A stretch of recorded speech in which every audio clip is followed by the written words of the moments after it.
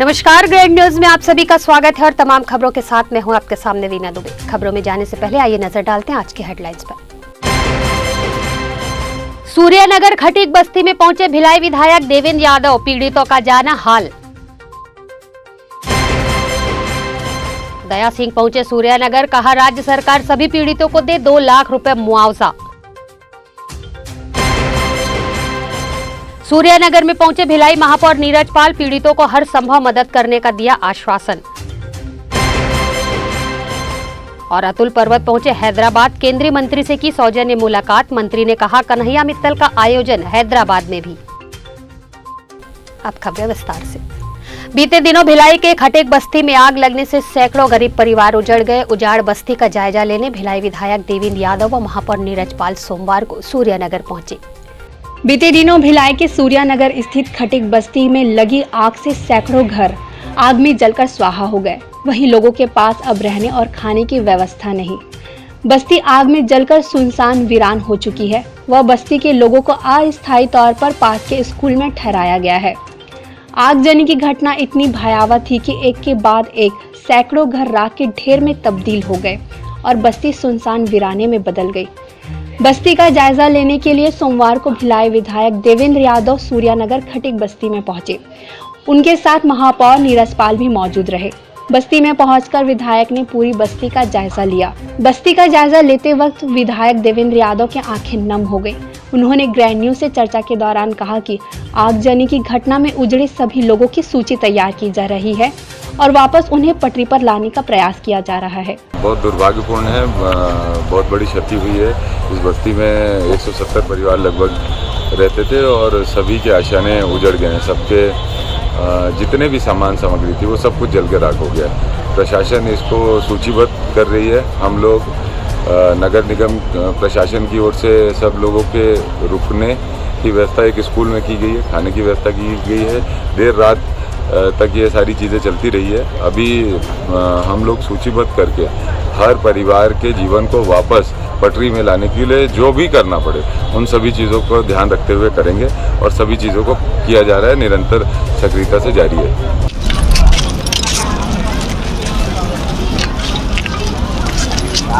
Grand news के लिए भिलाई से अतुल शर्मा के साथ वीना दुबे की रिपोर्ट।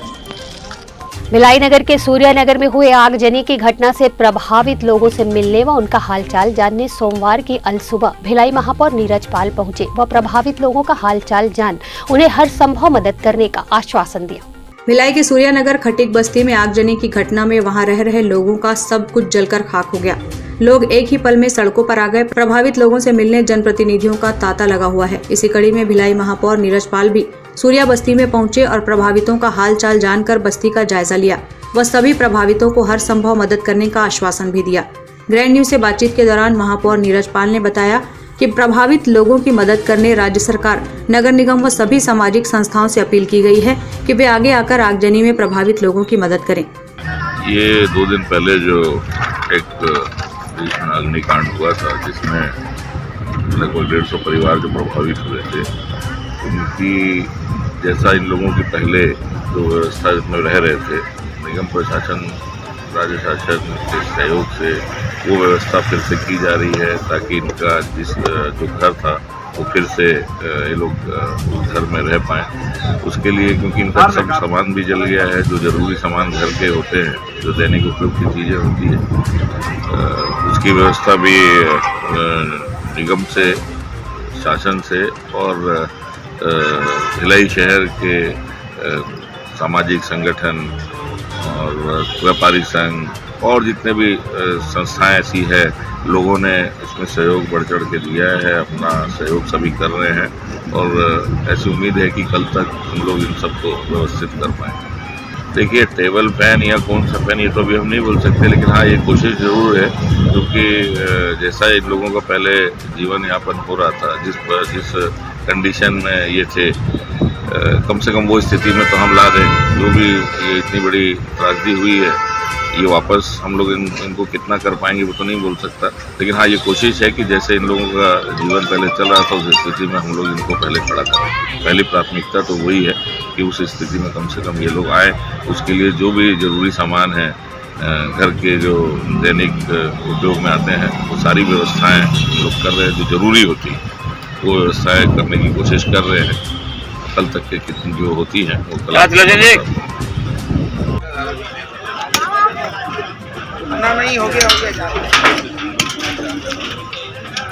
ग्रैंड न्यूज के लिए भिलाई से हर्ष सोनी के साथ वीना दुबे की रिपोर्ट। भिलाई भाजयुमो नेता अतुल पर्वत हैदराबाद पहुंचकर केश के केंद्रीय पर्यटन एवं संस्कृति मंत्री जी किशन रेड्डी से उनके निवास पर सौजन्य मुलाकात की और छत्तीसगढ़ के दुर्ग जिले में गत दिवस भजन सम्राट कन्हैया मित्तल के कार्यक्रम की प्रस्तुतिकरण की। एक फाइल उन्हें भेंट की और कार्यक्रम के संबंध में अतुल पर्वत ने मंत्री को बताया कि इस कार्यक्रम में हजारों की संख्या में सतनाम धर्म के लोग व राम भक्त बड़ी संख्या में कार्यक्रम का लुत्फ उठाए।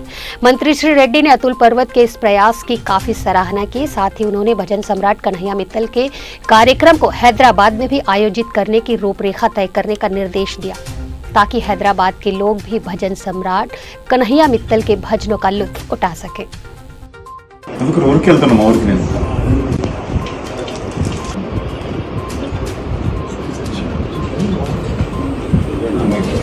सोमवार की सुबह बीजेपी पार्षद दया सिंह सूर्यनगर बस्ती में पहुंचे व आगजनी के प्रभावित लोगों से मुलाकात कर सभी को कपड़े और राशन देने की बात कही व आशियाना संवारने में भी मदद करने का आश्वासन प्रभावितों को दिया। भिलाई शहर के सूर्यनगर अग्निकांड के प्रभावितों की मदद के लिए हाथ बढ़ रहे हैं। लोग मदद के लिए सामने आ रहे हैं। इसी कड़ी में सोमवार की सुबह खुर्सीपार से भाजपा पार्षद व बोलबम सेवा एवं कल्याण समिति के अध्यक्ष दया सिंह भी मदद के लिए आगे आए। उन्होंने शहर वासियों से भी मदद के लिए आगे आने की अपील की है। गौरतलब है कि दया सिंह सुबह सुबह सूर्यनगर पहुंचे, जहां सभी प्रभावितों से मुलाकात की। उनका दुख दर्द समझा। लोगों की आंखों में दर्द और दुख देखकर दया सिंह भी भावुक उठे। उन्होंने दुर्ग भिलाई के लोगों से अपील की है कि संकट की घड़ी में लोग मदद के लिए सामने आए। इनके पास पहने हुए कपड़े के अलावा कुछ भी नहीं है। जो भी था वो आग की चपेट में आकर खाक हो गया। दया सिंह ने कहा कि हमारी समिति की ओर से सभी प्रभावितों की मदद की जाएगी। वो चाहे कपड़े हो या राशन, हर संभव मदद पहुँचाने की पूरी कोशिश होगी। लोगों ने अपनी आप बीती बताई है। समय पर फायर ब्रिगेड के नहीं पहुँचने से बड़ा नुकसान हो गया। फायर ब्रिगेड की व्यवस्था को दुरुस्त करना चाहिए ताकि आने वाले दिनों में इस तरह की दूसरी कोई घटना न हो। आपको बता दें कि ये पहली बार नहीं है कि मदद के लिए भाजपा पार्षद दया सिंह खड़े हुए हैं। इससे पहले भी वे कोरोना काल के वक्त शहर भर में भ्रमण कर जरूरतमंद लोगों की मदद करते रहे हैं, फिर वो चाहे राशन हो या दैनिक सामान। सूर्यनगर में आज मैं यहाँ देखने आया हूँ तो देख रहा हूँ कि लोगों को घर तो उजड़ा ही उजड़ा है, लेकिन उनकी जमा पूंजी भी खत्म हो गई, मतलब आग लग गया है। आज वो जीवन से परेशान है, न कपड़े हैं, न किसी भी प्रकार का उनके पास व्यवस्था। किसी भी व्यवस्था को लेकर चिंतित है और इनकी मांग है। जैसे गाड़ी है तो 2 घंटे बाद यहाँ पहुंची, तब जाके क्या बोलते आग बुझाने का कार्य किया गया। तब तक पूरा सूर्यनगर आग की लपेट में आया और पूरी तरह जल गया और खाक हो गया। तो इनके रिजल्ट हैं, कपड़े हैं, पैसे कौड़ी हैं, यहाँ तक कि चांदी सोना भी ढूंढने से नहीं मिल रहा है। बहुत ज़्यादा तकलीफ पे हैं और परेशान है। तो प्रशासन से इन्होंने निवेदन भी किया है और ये मांग भी होनी चाहिए, क्योंकि इंसानियत है और इंसानियत क्योंकि इंसान होता है। तो इन लोगों को इस जगह में इनकी मांग है कि यहाँ पक्का मकान इनको बने और पक्का मकान इनको मिले। अधिकार मानव अधिकार होते कि अगर वो 10 साल भी 5 साल भी कहीं एक जगह रह जाएगी तो ओकर बाद ओकर स्थान खुद के हो जाए। ठीक है, तब जो जगह है ये कारण। ग्रैंड न्यूज के लिए भिलाई से हर्ष सोनी के साथ वीना दुबे की रिपोर्ट। आगजनी में प्रभावित लोगों की मदद करने बड़े जनप्रतिनिधियों के साथ अब आम जनमानस भी मैदान पर हैं और हर संभव मदद कर आगजनी से प्रभावित लोगों को राहत पहुंचा रहे हैं। सूर्यनगर में पिछले दिनों हुई भीषण आग की घटना में प्रभावित लोगों की मदद करने नगर निगम, राज्य सरकार व बड़े जनप्रतिनिधि सामने आ रहे हैं। इसी कड़ी में आम जनमानस ने भी आगजनी में प्रभावित लोगों की मदद करने आगे हाथ बढ़ाया है और लोगों की मदद कर रहे हैं। इसी कड़ी में बस्ती में लगी आग पर भंडारे का आयोजन किया गया और भंडारे के द्वारा सभी को भोजन बांटकर उन्हें संतुष्ट किया गया। ग्रैंड न्यूज को जानकारी देते हुए भोला साहू ने बताया कि उनके वार्ड के द्वारा जिस तरह की भी मदद लोगों को चाहिए वह उचित समय पर दी जाएगी। जेपी नगर में जो आग की घटना हुई है तो हमारे पास भोला साहू और हमारे तो भंडारे का जो प्रसाद बना था वहाँ भी हम लोग वितरण कर रहे हैं। छोटा सा एक सहयोग कर रहे हैं और आगे भी सहयोग जितना उनसे बन पड़ेगा हम बिल्कुल सभी टीम एरिया की तरफ से जो भी कहने में रहेगा हेल्प रहेगा हम करेंगे। बाकी हमारे पार्षद थोड़ा सा सर, जैसे कि पता चला 3:30 बजे फोन लिया है कि सूर्यनगर में आग लगी है और आग लगी है तो बहुत ही मतलब ऐसी आग लगी पूरी बस्ती जल के राख हो गई है। और यहाँ पे जब हमने आके देखा, वार्ड के लोगों ने आके देखा तो पूरा एक घर नहीं बचा हुआ है, सभी जल के राख हो गया। और सभी के सभी गरीब घर के लोग हैं, डेली कमाना और डेली खाना उनकी रही है। और इस चीज़ को देखते हुए हमारे वार्ड के लोगों ने भंडारे का आयोजन किया और यहाँ पे हम भंडारा बांट रहे हैं। और आने वाले समय में कभी भी किसी चीज़ की सहयोग की जरूरत पड़ेगी तो हम सभी लोग मिलके भाईचारे हैं, सब हमारे भाईचारे हैं, सबका सहयोग करेंगे।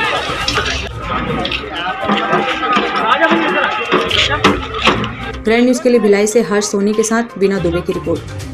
यहाँ वक्त है एक छोटे से ब्रेक का। खबरें और भी है, बने रहिए ग्रैंड न्यूज के साथ। मैं जब अपने बालों को कोम करती थी तो मेरे काफ़ी ज़्यादा बाल कोम्बिंग से टूट जाते थे और सीजनल चेंजेस की वजह से डैंड्रफ भी होता था। फैमिली में भी कुछ लोगों को ये प्रॉब्लम थी। तब मुझे मेरी फ्रेंड ने वास्तु गुरुजी हेयर ऑयल सजेस्ट किया, जिसके सिर्फ 2 यूजेस बाद ही मुझे ऐसा लगा जैसे मेरी स्कैल्प क्लीन महसूस हो रही है। और सिर्फ 4 वॉशेस बाद ही मेरी हेयर फॉल और डैंड्रफ की प्रॉब्लम ऑलमोस्ट जड़ से खत्म हो गई। और इस ऑयल की सबसे अच्छी बात यह है कि ये होममेड है और उससे भी अच्छी बात यह है कि ये वर्क करता है।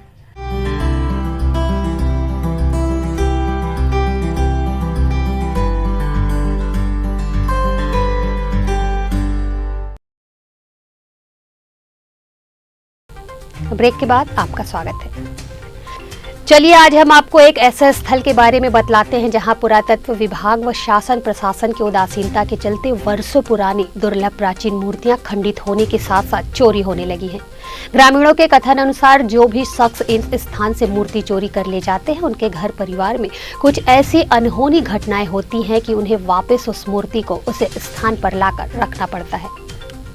छत्तीसगढ़ के अलावा बालोद जिले में भी अनेकों रहस्य छुपे हैं जिनको सहेजने में ना तो पुरातत्व विभाग और ना ही शासन प्रशासन कोई रुचि ले रही है। उन्हीं में से एक जिले के डोंडी विकासखंड स्थित ग्राम नर्रा टोला के सीमा क्षेत्र में सालों से खुले आसमान और पेड़ों के नीचे पड़े यह प्राचीन मूर्तियां हैं जो संरक्षण के अभाव में खंडित हो रही है। ग्रामीण बताते हैं कि इस स्थान से जो भी शख्स चोरी या छुपे हुई मूर्तियां अपने साथ लेकर जाते हैं उनके साथ या परिवार में कुछ ऐसी अनहोनी या अप्रिय घटनाएं होती हैं और उन्हें वापस उन मूर्ति को उसी स्थान पर लाकर छोड़ना पड़ता है। इस स्थान की ये भी मान्यता है कि जिस भी युवक युवतियों के विवाह के लिए सहयोग नहीं बन पा रहा, यदि वे अपने नाम को मन्नत को एक पर्ची पर लिखकर उस स्थान पर छोड़ते हैं तो जल्द ही उनके विवाह का सहयोग बन जाता है। इस स्थान की ये भी मान्यता है कि जिस भी युवक युवतियों के विवाह का सहयोग नहीं बन पा रहा है, यदि वे अपना नाम एक पर्ची में एक मन्नत की तरह लिखें और उस स्थान पर छोड़ें तो जल्द ही उनके विवाह का सहयोग बन जाता है। अब ये मूर्ति के बारे में सर अब सियान लोग बताइए, भूल जानबो हैं। अब महू नहीं जानो, मोर बाप भी नहीं जाने, दादी परदादी भी नहीं जाने, कब के नहीं। जैसे सियान मन बताते चला हमन जानथन है नहीं क्या बताते आओ ये अगर बहुत मान है पूरा बस्ती भर के माना थन, हर त्योहार पर पूजा पाठ करथन हैं। आओ ओकर बाद यहाँ तो बहुत सारी मूर्ति रही सर, मूर्ति ला उठा के लेके बहुत आधा रात कौन लेते तो ला कौन है जान है नहीं। तो ये चीज़ है हमन अभी तक मानत हन और बस ही बढ़िया हमारे चलत है, एकर कृपा से मस्त चलत है। आपके माध्यम से नर्रा टोला में जो खुदाई के द्वारा जो मूर्ति निकली थी उसको संरक्षण करने के विषय में आपके द्वारा पहल किया गया है। मैं सबसे पहले आपके चैनल को धन्यवाद देता हूं कि ऐसे मामलों को उजागर किया और पुरातत्व विभाग से जिला प्रशासन के माध्यम से चर्चा किया जाएगा और संबंधित जो खुदाई की मूर्ति जो निकली हुई है उसको संरक्षित किया जाएगा, उसमें गंभीरता से पहल किया जाएगा। बता दें कि मूर्तियों की बनावट बेहद अलग व बारीकी से की गई है। इन मूर्तियों में देवी देवताओं के अलावा राजा महाराजाओं जैसे स्वरूप बना हुआ है। इस स्थल के आसपास कहीं भी जमीन की खुदाई की जाती है तो कुछ न कुछ प्राचीन सामग्री या वस्तु निकलते हैं। कुछ वर्ष पूर्व इस स्थान के बगल में एक तालाब खुदाई किया गया था जिसमें कई लोहे के वर्षों पुरानी वस्तु मिली। ग्रामीणों को उनके बड़े बुजुर्गों से मिली जानकारी के अनुसार इस स्थल पर एक बाराती आया हुआ था और वही बाराती इन मूर्तियों में तब्दील हो गया। हालांकि इस बात का कोई प्रमाण नहीं है। ग्रामीणों के लिए यह स्थल आस्था का केंद्र है और हर तीज त्योहार पर यहाँ आकर विधि विधान से पूजा अर्चना किया जाता है। जरूरत है ऐसे हमारे धरोहर को सहेजने की। अवसर में कहा है ये मूर्ति के बारे में तो मतलब बहुत चर्चा होते हुए, लेकिन अब मूर्ति कब से बने हैं कब से नहीं आए हैं उड़ा हमें पता नहीं है। सियामन भी बोले कि ये प्राचीन काल की मूर्ति मतलब बेटे में से मक्की रात का है ना वो ट्रेन की मूर्ति बोलते होला, लेकिन हम लोग मालूम नहीं होला। लेकिन अभी तक वो मूर्ति जैसे पड़े से देखो से ठीक जितना वो मूर्ति तक चोरी हो गई यहाँ से। अभी वर्तमान हमने खुदाई करना तालाब के, तो वहाँ से हमला 5 से हंसते मिली बड़े बड़े और सबल भी मिली। और उसके बाद में अभी तक तो कोई यहाँ कोई निरीक्षण करी, कोई सरकार कोई ध्यान दी के बारे में कि मंदिर बनवाना है कि कुछ करना है करके, अभी तक वो बातें नहीं थी अभी तक। तो नहीं है के बारे में निरीक्षण करना चाहिए और कुछ ना कुछ इसमें राहत देना चाहिए, बनाना चाहिए। हमारे हिसाब तो वही गाँव वाला की कुछ ना कुछ तो बाउंड्री तक तो बना दे यहाँ के लिए, सुरक्षा रही हो करके। लेकिन एक तो सर बहुत प्रमाण है कर, कोई आदमी हाथ से उठा कर ले जाते ना, या तो वह पागल हो जाते या तो घर से बाहर निकल जाते, यहाँ तक भी देखे मिले हमला। अभी वर्तमान अपन दिल्ली के लेकिन से जान वो भी पागल हो गए ना, लड़की होकर बेटी है तो ला के मुतिल बाइज्जत मना दी काम ला के यहाँ। हाँ, bureau report, grand news. Chhattisgarh राज्य में कई ऐसे गुमनाम मंदिर हैं जो अपने प्राचीन इतिहास को समेटे और अपने क्षेत्र तक की जानकारी में सीमित होकर रह जाते हैं, जिन्हें यदि पर्यटन स्थल के रूप में विकसित कर पहचान दिला दी जाए तो स्थानीय निवासियों के लिए रोजगार के अवसर पैदा करने के साथ साथ ही बड़े आकर्षण का केंद्र बिंदु बन सकते हैं। हम बात कर रहे हैं दुर्ग से 15 किलोमीटर दूरी पर स्थित दुर्ग के इंडस्ट्रियल एरिया रसमड़ा गाँव के एक प्राचीन मां झांपी डोगरी के ऐतिहासिक महत्व के बारे में, जो अपने जीर्णोद्धार के लिए उद्योगपतियों और नेताओं की बाट जोड़ रही है। भारत के हृदय स्थल छत्तीसगढ़ क्षेत्र में अनेक सांस्कृतिक, प्राकृतिक और पुरातात्विक वैभव से भरपूर है। दंतेश्वरी, बमलेश्वरी, गंगा मैया जैसे अनेक स्थानों पर दैवी शक्ति का प्रत्यक्ष प्रभाव आज भी मौजूद है। इसी क्रम में धमदा, पंडरिया एवं नगपुरा में नाग देवता पार्श्वनाथ के साथ प्राचीनतम इतिहास, अतीत, आध्यात्मिक एवं धार्मिक चेतना, खनिज संपदा से भरपूर ग्राम रसमड़ा में झांपी डोंगरी नाम के एक इतिहास का अध्याय छिपा हुआ है। ग्राम के बुजुर्गों के अनुसार इस मंदिर का निर्माण सतयुग में हुआ था। कहा जाता है कि उस समय 6 महीने तक रात्रि थी। चैत बैसाख का महीना था। एक बारात शादी की परंपरा का निर्वाह कर दूल्हा दुल्हन एवं बाराती इसी स्थल पर रात्रि विश्राम के लिए ठहरे थे, जो दैविक प्रभाव से पत्थर के प्रतिमा के रूप में परिवर्तित हो गए। आज भी इस मंदिर में दूल्हा दुल्हन एवं झांपी सामान रखने की एक टोकरी की तरह पत्थर के रूप में विद्यमान है। प्रति महाशिवरात्रि में मेला का आयोजन व क्वार एवं चैत्र नवरात्रि में ज्योति कलश स्थापना श्रद्धालुओं द्वारा की जाती है। यहाँ दूर दराज से 5000 से 6000 की संख्या में श्रद्धालुओं की भीड़ होती है, जो यहाँ आकर अपनी मनौती मांगते हैं। वर्तमान में जीर्ण शीर्ण मंदिर को जीर्णोद्धार मंदिर समिति व ग्रामीण श्रद्धालु जन के द्वारा किया जा रहा है। क्षेत्र के विधायक ताम्रध्वज साहू ने भी मंदिर के लिए राशि स्वीकृत कर सहयोग प्रदान किया। यही है, माता के बारे में है, तो शक्ति पिंड है। पहले के मतलब जमाना में बराती हो रहा है इसे, तो कर मतलब छिमासी रात में तो सब पत्थरा हो गए। तो ये माटी के जैसे शादी बार होते तब पहुना मतलब बेटी वाले घर से जोरन में देते, तो बोला यह छोड़ के पेटी और ये झांपिल छोड़ के गए तो माता जी मन क्या है ऐसे टेप के होकर सेवा मतलब बजा था ना। बस मंदिर में तो नवरात्रि का आयोजन हुआ था।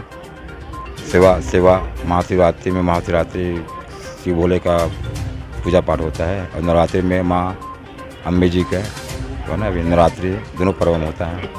झांपी डोंगरी के जो सदस्यों के द्वारा किया जाता है, ऐसी मान्यता है कि यहाँ पे अगर हम झांपी डोंगरी जी से माता जी से जो वरदान मांगते हैं वो निश्चित रूप से सफलता मिलता है। कामना यहाँ की हमें विश्वास है, इसलिए पूरा गांव वाले सहित आसपास के गांव में ग्राम झांपी डोंगरी जो है बहुत प्रसिद्ध स्थल है और लोगों का यहाँ पे दिन प्रतिदिन आना जाना लगा रहता है। इंडस्ट्रियल एरिया होने के कारण और साथ में रेलवे स्टेशन होने के कारण यहाँ पे आवागमन का साधन बहुत ज़्यादा है। एक आस्था का प्रतीक होने के कारण किवंदती में कहावत है कि हम यहाँ इस मंदिर का प्रचार हमारे समिति के द्वारा और पुराने बुजुर्ग जो लोग जो कहे गए हैं उनके द्वारा यह स्थल जो है एक प्राकृतिक स्थल हो गया है।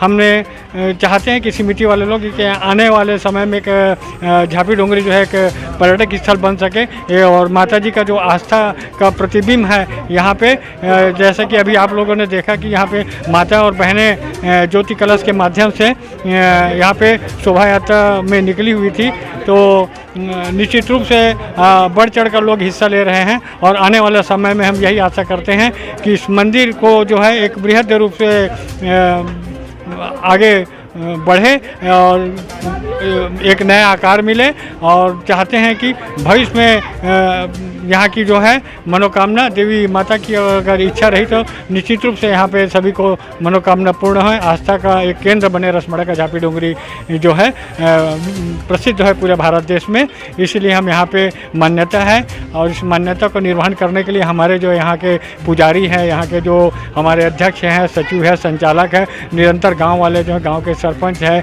और ग्राम समिति वाले हैं, इस क्षेत्र में अग्रणी हम लोग जुड़े हुए हैं। एक विशाल के झापी डोंगरी मंदिर का निर्माण हो सके ऐसी कामना हम रखते हैं। साथ में हमारे जो सदस्यों के द्वारा जो है अगर थोड़ा बहुत इनको शासन के द्वारा अगर कुछ दिया जाता है तो निश्चित रूप से इन लोग एक ऐसा शिविर का आयोजन करें जैसे लोगों को जो है जैसे रक्तदान शिविर हो गया, पर्यावरण के संबंध में भी हो गया, क्योंकि पर्यावरण की दृष्टि को देखा जाए तो यहाँ के आप देख रहे हैं कि पत्ते वत्ते में जो हैं यहाँ पे थोड़ा डस्ट वस्ट ज़्यादा बैठ गए, इंडस्ट्रियल एरिया होने के कारण पॉल्यूशन की समस्या बहुत ज़्यादा है। तो निश्चित रूप से अगर हम और कुछ यहाँ से मदद मिल सके तो एक ये जो झापी डोंगरी का है एक नया केंद्र बिंदु हो जाएगा। इसी के साथ मैं आज जो चैत नवरात्रि में आप सब पधारे हैं ग्राम रसमड़ा सहित आसपास के लोग, तो निश्चित रूप से हम झापी डोंगरी से यही कामना करते हैं माता जी से कि सब कार्य जो है मनोकामना पूर्ण करें। इसी आशीर्वाद के साथ बोलो झापी डोंगरी मैया की जय।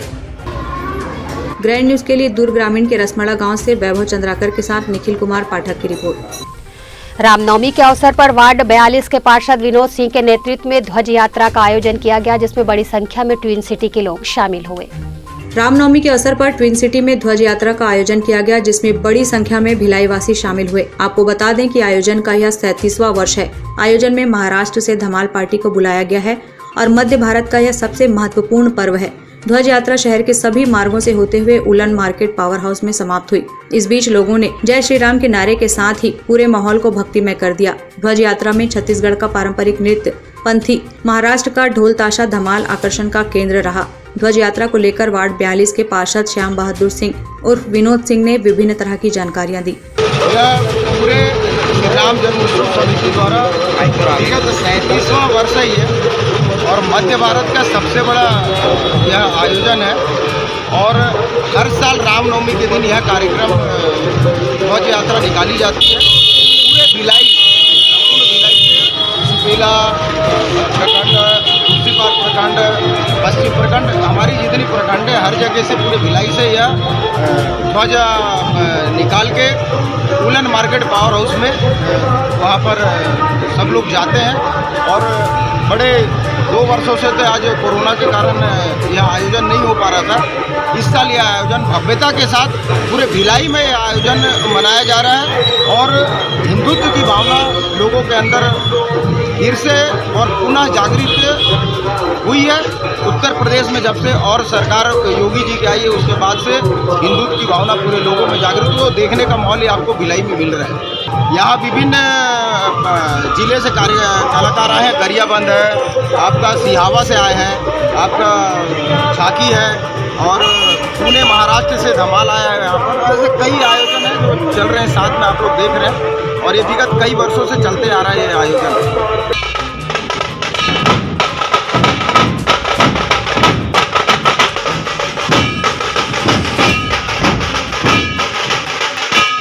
ग्रैंड न्यूज के लिए भिलाई से हर्ष सोनी के साथ वीना दुबे की रिपोर्ट। छत्तीसगढ़ राज्य सरकार की अभिनव पहल, जिसमें महिलाओं को रोजगार देने हेतु सी-मार्ट बाजार के ब्रांच खोले जा रहे हैं। इसी के तहत आज दुर्ग जिला पंचायत परिसर में पहले दुर्ग शहर के पहले सी-मार्ट बाजार का शुभारंभ प्रदेश के गृह मंत्री ताम्रध्वज साहू ने किया, जहां बड़ी संख्या में उनके साथ उनके समर्थक भी मौजूद रहे। प्रदेश के गृह मंत्री ताम्रध्वज साहू ने आज दुर्ग जिला पंचायत में महिलाओं के लिए रोजगार मूलक पहले सी-मार्ट बाजार का उद्घाटन किया। इस अवसर पर उन्होंने कहा कि यह बाजार निश्चित तौर पर समाज की महिलाओं के लिए एक अच्छा जीवन स्तर प्रदान करने के लिए उपयोगी साबित होगा, जहां पर विभिन्न प्रकार के प्रोडक्ट उपलब्ध हैं। यह प्रोडक्ट बिना केमिकल उपयोग किए बनाए जाएंगे, जो सेहत के लिए काफी स्वास्थ्यवर्धक रहेंगे। वहीं गृह मंत्री ने यह भी कहा कि सी-मार्ट बाजार के ब्रांच हर जिलों में खोले जाना है। दुर्ग जिले में आज पहला खोला गया है।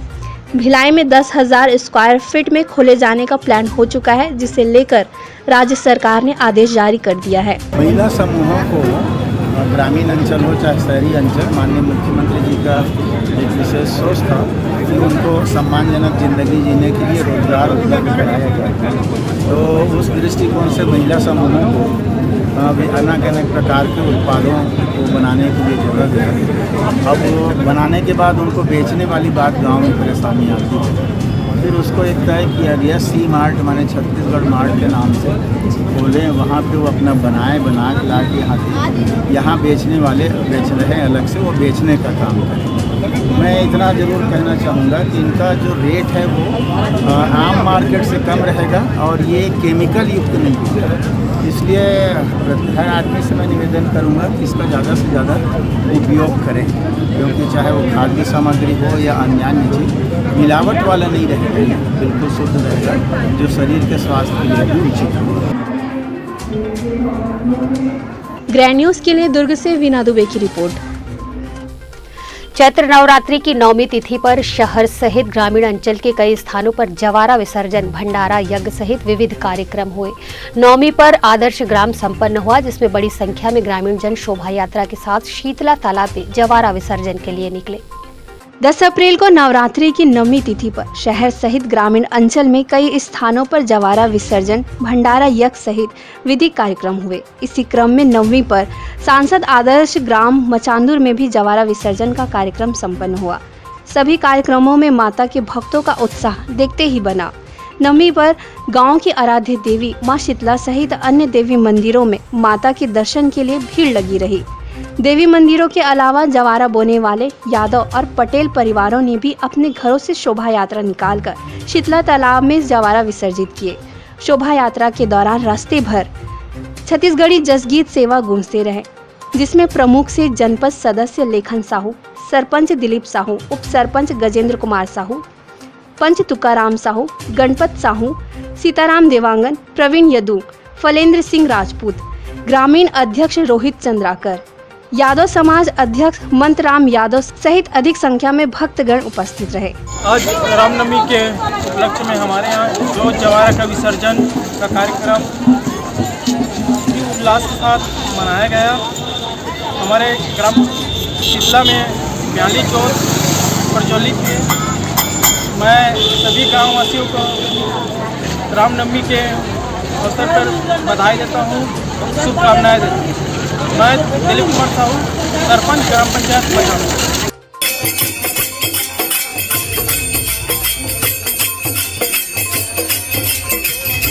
दुर्ग ग्रामीण के मचांदुर गांव से वैभव चंद्राकर के साथ निखिल कुमार पाठक की रिपोर्ट।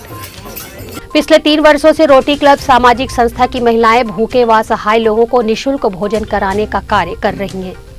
महंगाई के इस दौर में जब लोग अपने परिवार की मदद करने से कतरा रहे हैं, वहीं रोटी क्लब सामाजिक संस्था की महिलाएं द्वारा नेक पहल की जा रही है और लोग बस्ती बस्ती घूमकर भूखे व असहाय लोगों को निःशुल्क भोजन कराया जा रहा है।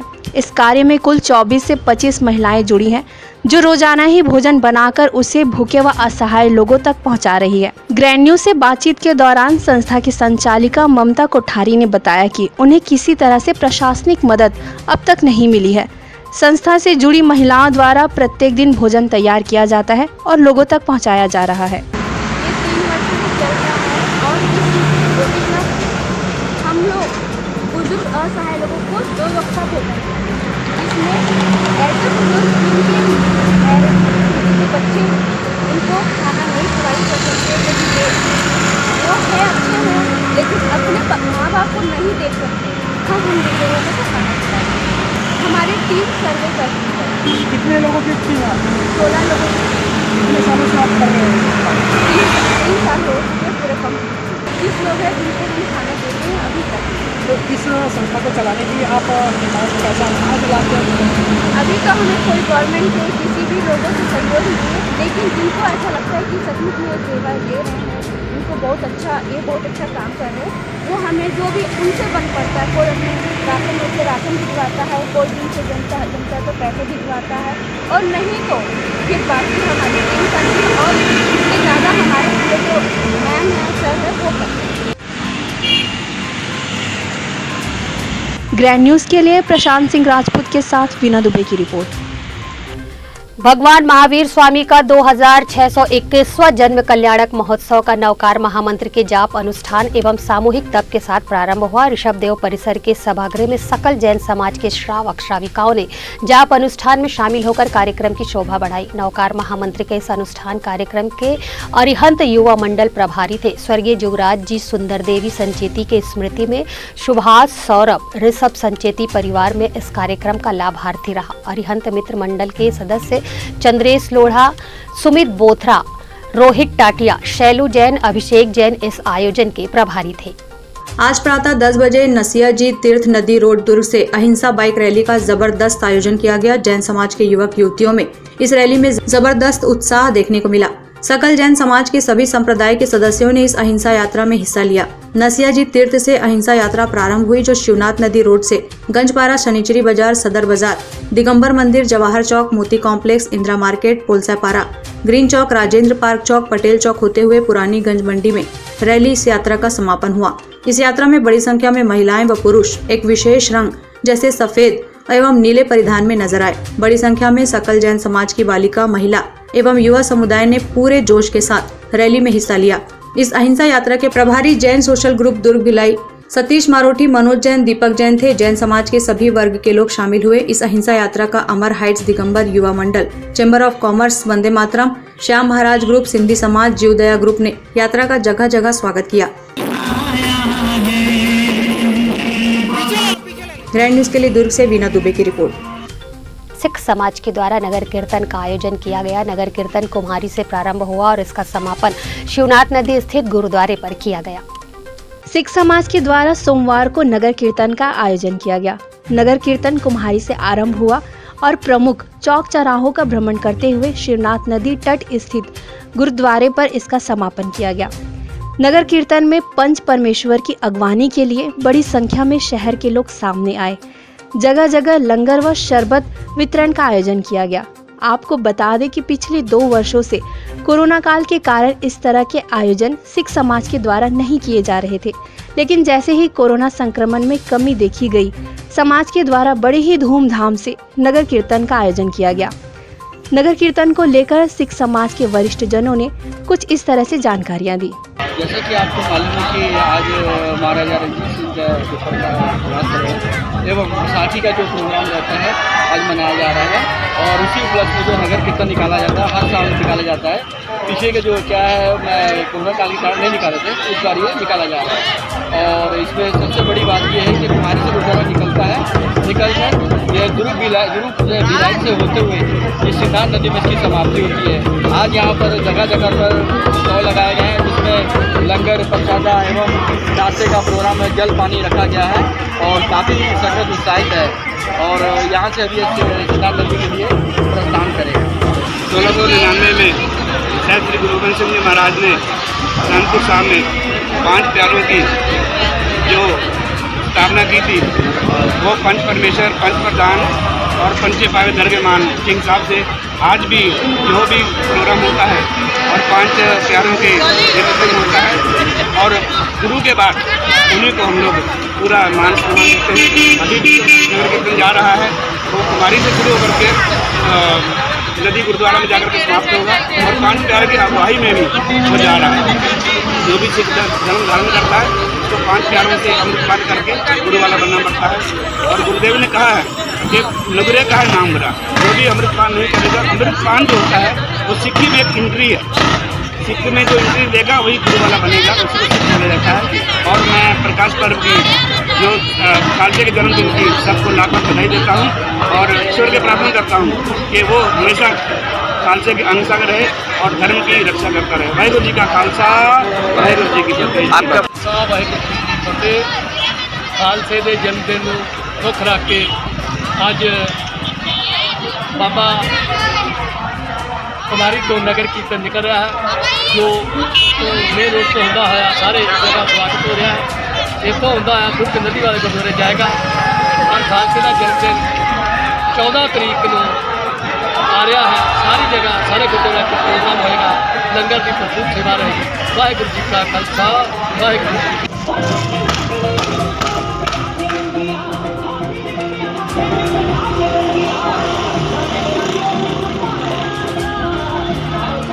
ग्रैंड न्यूज़ के लिए भिलाई से हर्ष सोनी के साथ वीना दुबे की रिपोर्ट।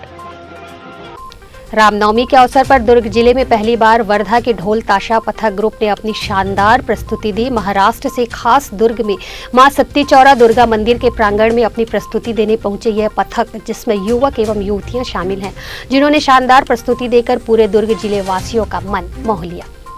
कौन कहता है महिलाएं पुरुष से पीछे हैं या पुरुषों जैसे कार्य नहीं कर सकती? यदि मन में इच्छा शक्ति हो तो हर क्षेत्र में महिलाएं अपना लोहा मनवा सकती हैं।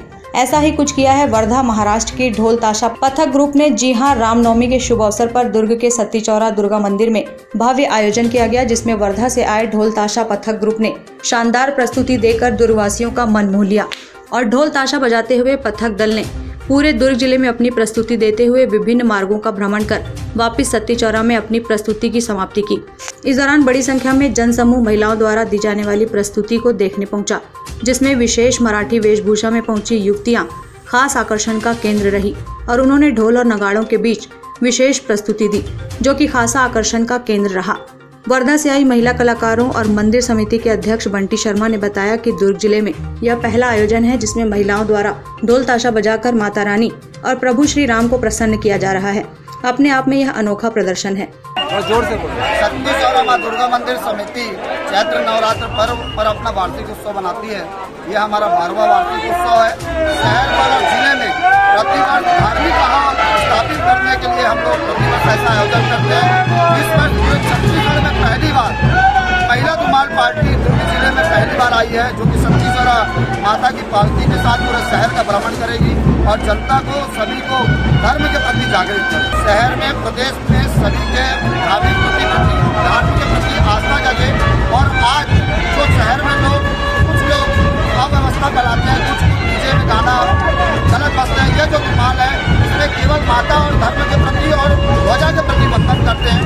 लोग जो धर्म के प्रति भटक रहे हैं उसको एक धर्म के प्रति स्थिर करना ही हमारा। और मैं वर्धा में रहती हूँ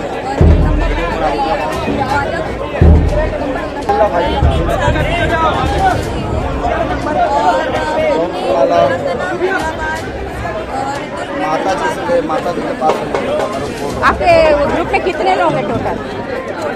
60। महिलाएं कितनी और पुरुष कितने हैं? महिलाएं 20 है और लड़के 40। ग्रुप का मकसद क्या है? प्रस्तुति देने के पीछे क्या है? इसके बाद भक्ति भाव है, क्या है, क्या है मकसद? आपका नाम क्या है? मेरा नाम है संजना जी, महाराष्ट्र से आए हैं। हमारा जगदम्बा ढोल संबंधित है, उत्पादन करता है। आज रामनवमी में आज छत्तीसगढ़ में उत्पादन करता है।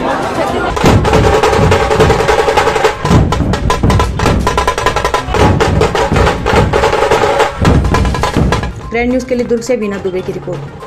खैरागढ़ विधानसभा क्रमांक 73 के उपचुनाव के लिए राजनांदगांव शहर के बीच निगम कार्यालय से मतदान दलों को मतदान सामग्री देकर 291 मतदान केंद्रों के लिए आज सुबह रवाना किया गया।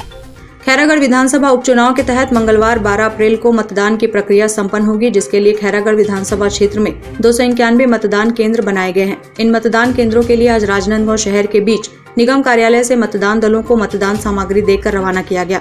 इस संबंध में राजनांदगांव कलेक्टर तारण प्रकाश सिन्हा ने कहा कि मतदान दलों को प्रशिक्षण देकर मतदान के लिए रवाना किया गया है। कलेक्टर एवं जिला निर्वाचन अधिकारी तारण प्रकाश सिन्हा ने बताया कि मतदान केंद्रों में व्यापक सुरक्षा व्यवस्था के इंतजाम किए गए हैं। वहीं 150 मतदान केंद्रों में लाइव वेबकास्टिंग के जरिए निगरानी की जाएगी। मतदान प्रक्रिया संपन्न करने के लिए 291 मतदान केंद्र बनाए गए हैं, जिनमें महिलाओं के लिए 2 संगवारी पोलिंग बूथ भी बनाया गया है। कलेक्टर एवं जिला निर्वाचन अधिकारी तारण प्रकाश सिन्हा ने खैरागढ़ के मतदाताओं से अपने मताधिकार का 100% उपयोग करने की अपील की। 73 खैरागढ़ विधानसभा के उप निर्वाचन के लिए आज सभी मतदान केंद्रों के लिए मतदान दल रवाना हो रहे हैं। कुल मतदान केंद्र 291 है और इसके लिए आज सवेरे से ही यहाँ पर सभी मतदान दलों को बुलाया गया है। उनको एक प्रशिक्षण भी दिया गया है यहाँ पर, यदि किसी को दिक्कत है तो। और उसके बाद अब सभी दल सामग्री ले चुके हैं और ये सभी दल रवाना हो रहे हैं। हमने सभी मतदान केंद्रों में पानी छाया की पर्याप्त व्यवस्था की है और गर्मी को देखते हुए न केवल मतदान दलों के लिए बल्कि जो लोग मतदान करने आएंगे उनके लिए चिकित्सीय सुविधाओं की भी विशेष व्यवस्था की गई है।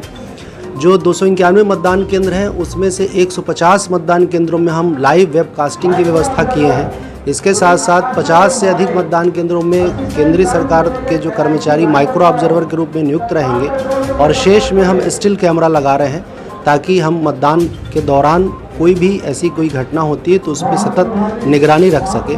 इसके साथ साथ जो विधानसभा क्षेत्र है उसको चारों तरफ से हमने जो हमारे फ्लाइंग स्क्वाड हैं, SST है, केंद्रीय अर्धसैनिक बल के लोग हैं, उनके माध्यम से सभी जो बाहर से जोड़ने वाले रास्ते हैं उन पर तैनाती की है।